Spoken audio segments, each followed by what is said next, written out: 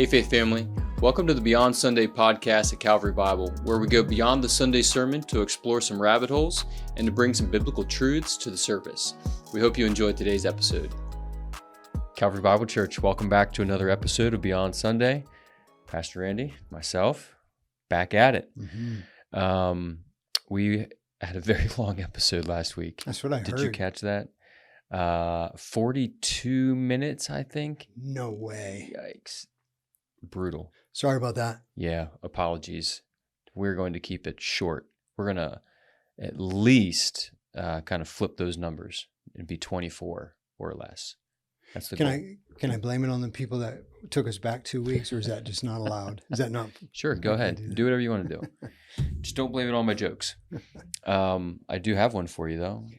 Did you hear about the guy who invented the knock knock joke? I did not hear about it. No, he won the Nobel Prize. That's not good. There you go. That's excellent. Excellent. Thank you. Well Thank you. done. Thank you. Yep, appreciate that. I need that encouragement. Yeah, you do. All right, so we were in Matthew chapter 9, finishing out Matthew 9. And just before we started recording here, we were talking just briefly about where we started in Matthew 8. And so that's kind of like coming off the Sermon on the Mount. You see a number of these miracles, just kind of one after the other with not much exception to it. So we, on Sunday, covered starting in verse 18, right? Kind of two miracles in that section. 4. Well, two. Sorry. Yeah. The two ladies, the girl and the lady who was bleeding for 12 years, then the two blind men. So now we're up to 4. Yeah. And then the demon being cast out. Yeah. Sorry. Or sent off. Yeah. So 5 miracles, we could say. Well, whatever the case is, we just got 5, and we're in a section here. And then we really spent the bulk of your time in those last couple of verses, 36 through 38 of Matthew, ending chapter 9, which seems to function as like a kind of a pivot point. And if you're going to be in Matthew 10 next week, I'm sure you're aware of that. But yeah, it seems to kind of be a pivot point for us between these, what Jesus had been doing, the crowds that were gathering, the reputation that he's getting, and now that section ends with, again, if you weren't with us, the harvest is plentiful, but the laborers are few. Therefore, pray earnestly to the Lord of the harvest to send out laborers I misread that, to send out laborers into his harvest. So before we get into that, the first section there about all of these miracles, you asked this question on Sunday. If you were in line waiting to see Jesus, what would you say? And I think one of your responses was that his power is critical for us. So, like, if we're finding ourselves in this story in Matthew's gospel, again, what is it about Jesus's power and our lives that's critical for our walk day to day? Yeah, those opening minutes of that sermon were devoted to the aspects of faith. In those 4 miracle stories, everyone exhibits strong faith in Jesus. So they know something about his power. I don't think they necessarily think about his identity as the Son of God yet. I don't think that's fully developed at this point in the story. But for us, it is. So I think the critical matter between his abilities and our faith, if he's in Mount Joy today, then I'd love to be able to go up to him and say, I know you're the Son of God. You bring the power of the kingdom of God. You're starting to put the fabric of that unraveled fabric back together again. I believe that you can heal my diabetes. Would you take that away, please? I believe you can do it. But what I was getting at too was not just that, the number of us that would want to go to him with something physical like that, but I was thinking about, what would I believe him to do for me in my spiritual life, my emotional life, and that type of thing. So, and the reason why that's important for us is because of how critical faith is for the whole thing. Remember, we talked about you get into the faith family by faith, justified by faith, but you're also sanctified by faith. In other words, not only your standing before God, but also your ability to live Christ-like, to be transformed in the image of Christ by the Holy Spirit. That's a by faith exercise as well. So what I'm hoping is that when you're trying to live out your faith this week, that includes asking Jesus to perform a miracle in you to heal you from, from some of the sins and temptations that you deal with, and trust Him to do that. So that it's by faith. The just, we sort of played with that in the sanctuary, right? The just shall live by faith. It's not by hard work. It's by faith. And so that's an important part of living the Christian life. I have to first believe in His ability to save me from sin before I can then go ahead and actually be powerful in temptation. Okay. And save you from sin. Are you talking about like person's salvation? No, practically speaking, the sanctifying part. Okay. Yeah. So with that in view, say that one more time. So God, I believe in the power, in Jesus' power to save me from a sin. And that faith is critical as the starting point for me to actually defeat temptation and sin. Right. If I'm going to put sin to death, that's got to be by faith, not by hard effort alone. Right. And so can you flesh out, you've quoted this before, the Scott Haveman. Yeah. Every sin is first and foremost an act of unbelief. Yeah, every act of disobedience is first and foremost an act of unbelief. So if you're going to attack disobedience, start by attacking disbelief first. So play that out. So if I'm struggling with anxiety, if I'm an anxious person today, then my anxiety is caused by my lack of faith in one of God's promises. That's what Scott Haveman does in the little book. He links all of the promises of God to some sort of righteous response. So if I believe that God promises to take care of me, then I shouldn't be anxious about tomorrow, something along those lines. So if I'm trying to beat anxiety, I should start at the root of unbelief. I don't believe that God promised to take care of me. He said He would. He said He would meet my needs. He said He would never forsake me, leave me, or forsake me, that kind of stuff. So there's a way in which you can move, allow your faith journey to be just that. It's a journey where you and I walk with God and we continue to believe more and more of His promises. Because ultimately, when I fall into anxiety that's sinful, when I fall into sinful anxiety, I'm actually trusting in something else. Or you could just say, I'm just not trusting in God.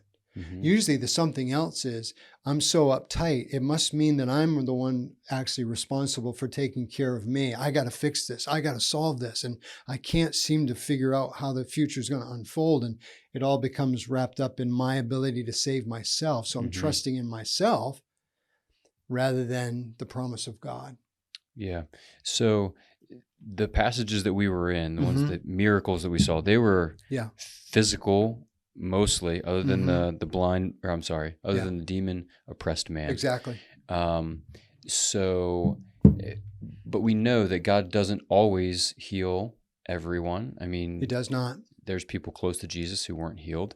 And then, so is that a lack of faith, and then you went into a different type of like example where we would ask Jesus to, give me faith to not be anxious, but yet we still struggle with anxiety, and God sometimes doesn't provide in ways that we want Him to. Yeah, first, I probably wouldn't ask Him to give me faith.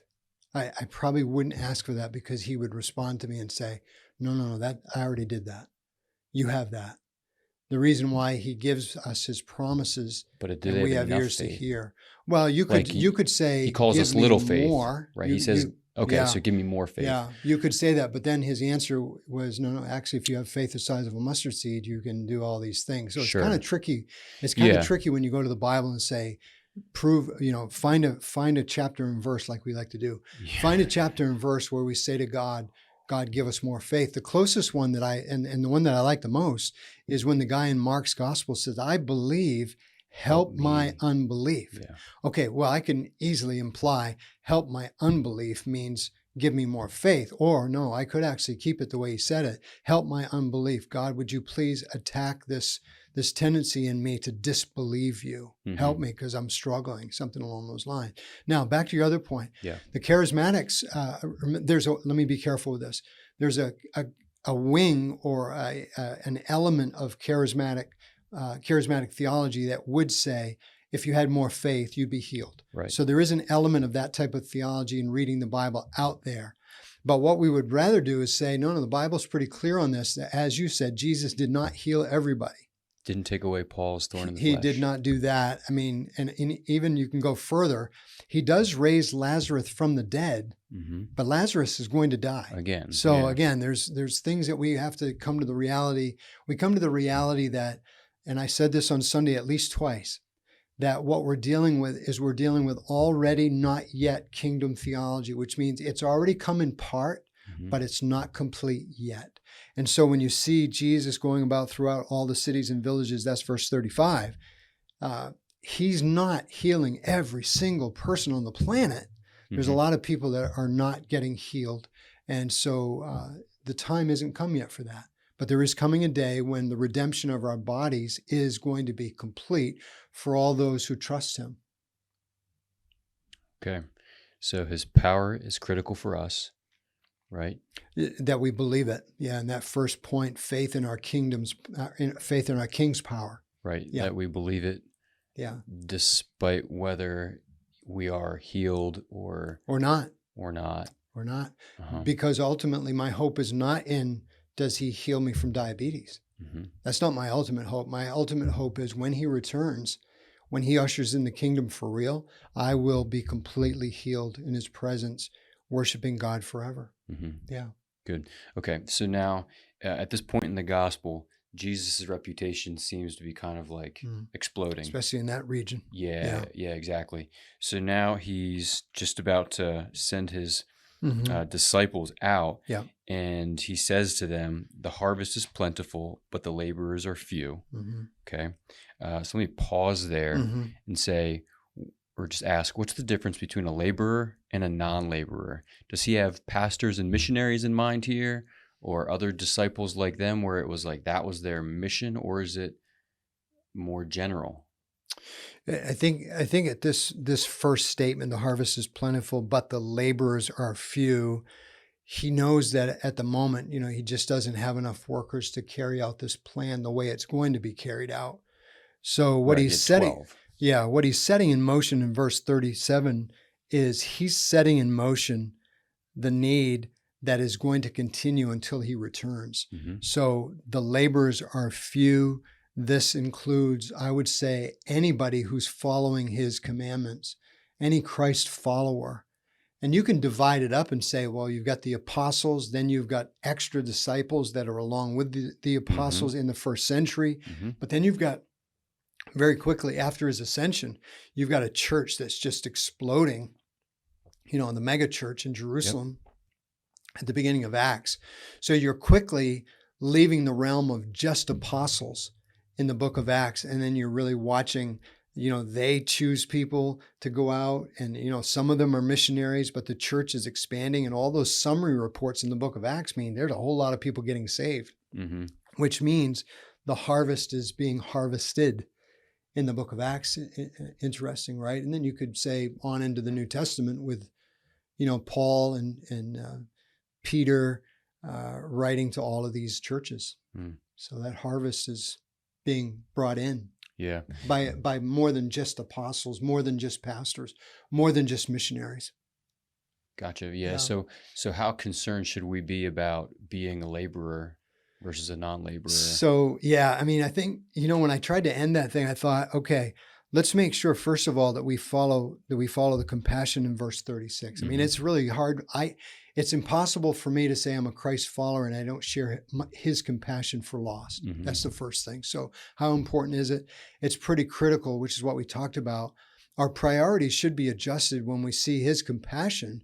Yeah, but when I see Christ dying for me, which is how we ended that sermon, that should fuel my love for lost people because of the mercy that I've experienced. From there, how important is it? I think I need to get in line, or I need to be a part of this classroom setting in verse 37 and 38, where I also plead with God, you're the Lord of the harvest. You own the acreage. Please send more workers. The job's too big. It is important. Now, we were saying to Jordan earlier, Michelle and I had the privilege of being at the Sittlers with some of the young adults on Sunday night at Guess Who's Coming to Dinner. And one of them asked about this text and said, well, this is one of those key missionary conference type texts. I was thinking the same thing. And she said, well, why didn't you tell us that we should go? And I said, because this text tells you to pray. But had she said something in church, I would have said, oh yeah, that's a great point, because actually it's possible that while the church worldwide is praying, you could be an answer to that prayer. So there is certainly that point by way of implication. But what I really wanted to do is I wanted to challenge us. The most important thing we can do is ask the one who owns it. He's the one in charge of the harvest. So let's keep asking him, send more workers, send more workers, send more workers. Yeah. Yeah. I appreciated that exhortation to pray at the end. And I think I'm tracking with you in that going is an implication or an answer to, those prayers. Sure. Could very well be. Yeah. And I think too, getting back to verse 36, if compassion is a part of what's going on inside of us, that leads us into prayer because it's near and dear to our heart. And those are the things we bring to the Lord. Oh yeah. So good. That's good. I'm out of questions already. That's great. I don't know how long that's been. Good. Do you have anything else to? No. I think that that whole aspect of, as a faith family, continuing to ask the Lord to keep sending workers. Yeah. There's places in the world I don't even know that exists that need the gospel. So I can't even, somebody might say, well, familiarize yourself with the world map more in the unreached people groups. And that's a good thing to do. There's no doubt about that. People have done a tremendous job mapping this stuff out. Yeah. Go into the book room, the translation room at the Museum of the, is it Museum of the Bible? What's it called? Yeah, Museum of the Bible. Is that what it's called? Go into that translation room and just look at the number of languages that are not, they don't have the Bible translated in their language yet. Pray for that.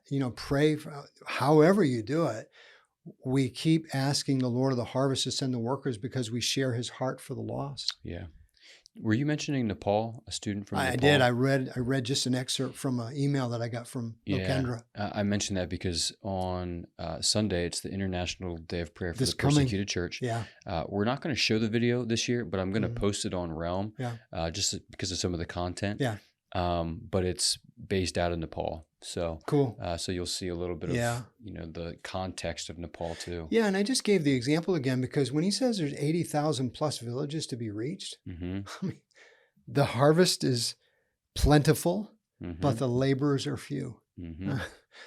80,000 villages in the mountains. I mean, it's not like 80,000 villages around Pennsylvania where there's nice roads and cars to get there and phones and all that. We're talking the Himalayas, if I have my geography right. I may not. Yeah. But that's amazing. I mean. Yeah, no, it is. Yeah. So now we're heading out into Matthew 10 where the apostles are going out. Wow.